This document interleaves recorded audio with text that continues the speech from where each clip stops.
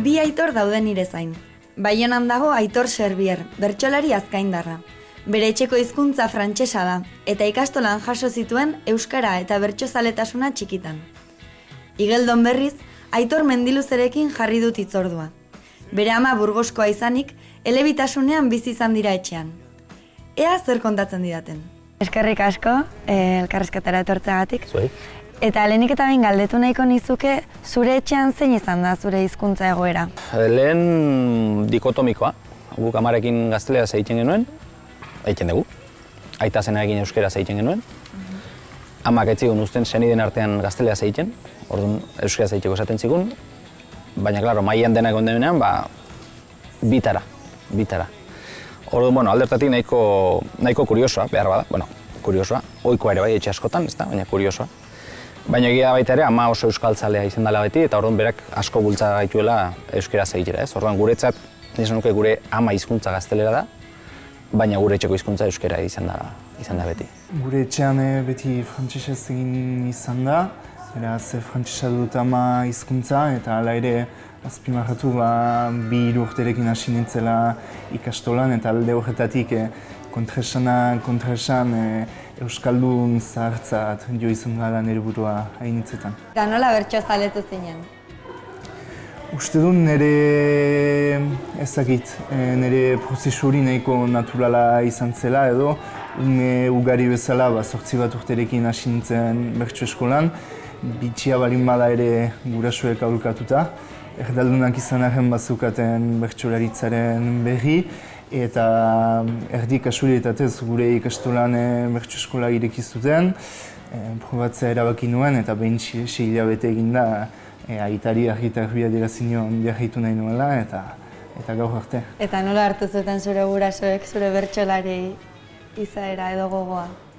Arrotasun handi samarrarekin hasieran erranen nuke, batez ere plazetan kantatzen hasi nintzelarik, beti gelditzen zitzaian arantza hori ez da, gehiena ezin zutela ulertu, baina amak berak beti erraten zidan, saioetara etorriz gero, ni hain ongi ezagututa edo aurpegiko imintzioen bidez, gorputzaren jarreraren bidez, edo argi eta garbi bereizten zituela bertso onak, bertso txarrak, gustora nengoen momentuak, sufritzen ari nintzen momentuak, eta zentzu horretan behintzat kantuan ikusi nauten une horietan bestelako harreman bat sortu da gure artean, hizkuntza tarteko izan da edo kasu honetan tarteko ez izan da.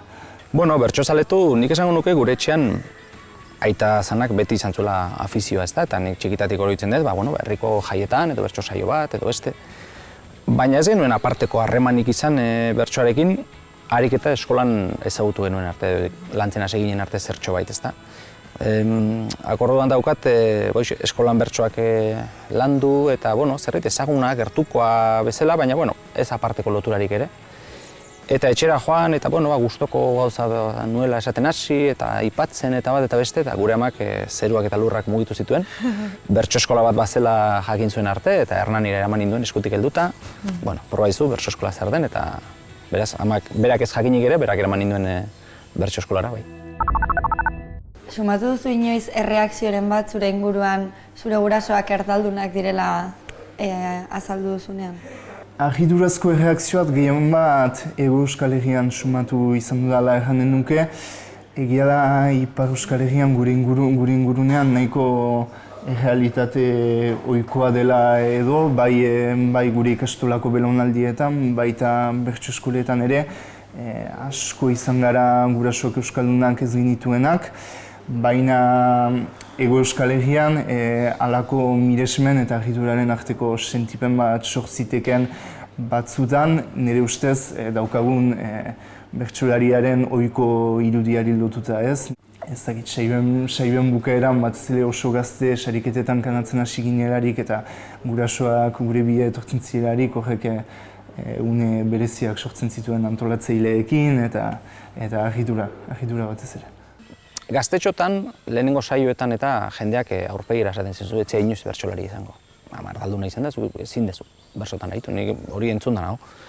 Gero entzutera itxiz ginen baita ere, bertso eskolatik ez da bertsolaririk aterako, eta horren bertsolarik ez da aterako, eta gainera mardaldunarekin hori heregia bada, hori ezin da, ezta. Baina era berean gero inguruko jendea gertukoek alderantziz, ez, bitu, amak ez daki, baina berak eraman zaitu bertso eskolara, eta, bueno, aldeko jarrera bat, ez da. Egia da baita ere, mugitzen ginen inguruaren edo lekuaren arabera. Ez da berdina andoain batean, gure adinean oso normala zen gure erdaldunak bilak edo bat edukitzea, edo bertsora da joaten baginen, niz esango izu lesakara, ez da.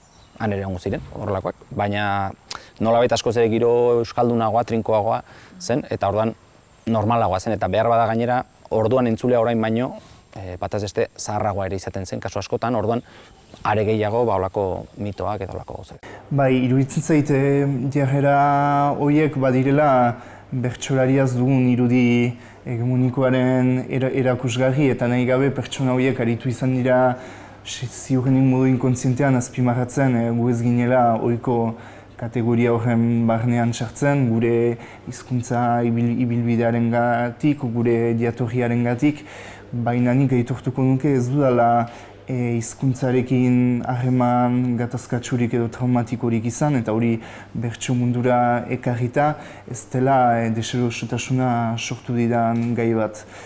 Gure ingurunean uste dut oso goiz eskuratu dugula euskaliztun bezala zapaldua izatearen kontzientzia bat, baina bertso munduaren baitan nik ez dut inoiz nire burua besteak ez zeuden toki batean kokatu edo.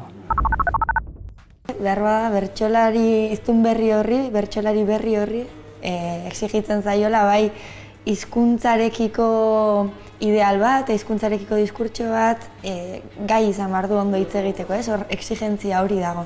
Hori muga izan daiteke bertsolaritzan?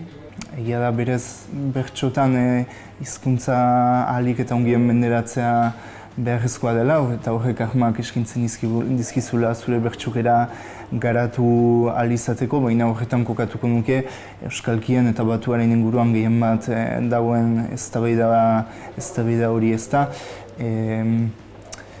Aipatzen da initzetan, hizkuntza hegemonikoetan, estandarra jotzen dela hizkuntza autentikotzat, ahalik eta hauskera normalena izatea zentzu batean, hizkuntza diasoa erabiltzea, eta euskararen kasura ekarrita, baina katalanaren kasuan, galizieraren kasuan, korsikeraren kasuan berdina izan daiteke, ahalik eta euskara lokalena eta euskalkia ahalik eta ongien erabiltzea jotzen da hizkuntza autentikotzat, ezta, eta dugun hizkuntza ibilbideagatik euskalkia bereziki landu ez dugunok edo hitz egiten ez dugunok, alde horretatik beste posizio batean kokatuta egoteko arriskua dugu edo.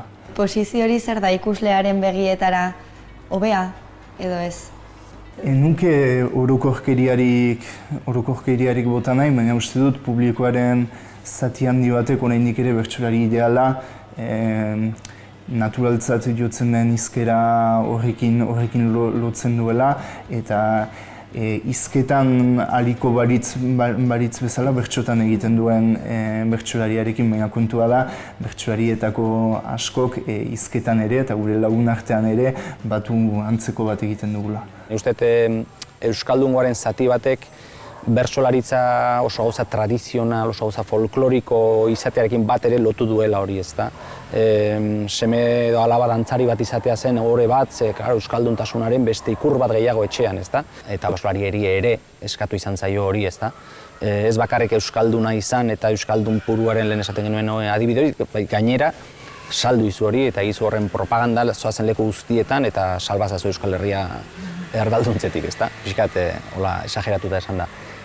Egon da, eta nik uste dut badagoela, oraindik ere, badagoela pixka bat, baina zorionez bestelako ereduak ere badaudela, ez nuke esango onartuak bakarrik, eredu ezagunak, txalotuak, baloratuak, horrek ekartzen duena da ikuspegi zabaltze bat denon buruetara. Bertsolaritzan leku asko daude, ezta? Nik uste dut parte hartzeko, parte izateko, parte sentitzeko modu asko daude. Hiztun berrientzat, esango nuke bertsogintzat tresna oso interesgarria dela, batetik. Orduan, badagokigu guri bertsolaritzaren pedagogia hori edo bertsolaritzaren plazerraren transmisio hori eremu guztietara zabaltzea eta bakoitzari egin aldion ekarpena egiten laguntzea, ezta?